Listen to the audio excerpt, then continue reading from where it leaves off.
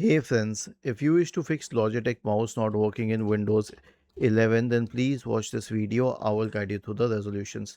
First of all, search for mouse keys in the Windows search bar and open mouse keys, and then go and make sure that the switch is off. The switch for mouse key should be off. The next one is to update the mouse drivers. So search for device manager in the Windows search bar. Open the device manager, expand the list for mice and other pointing devices. Right click and update each and every driver. Okay. And then the third one is to update Windows. Right click on the start button and select settings. Go to the Windows update tab and click on check for updates. Was this helpful? If yes, then please subscribe to the channel.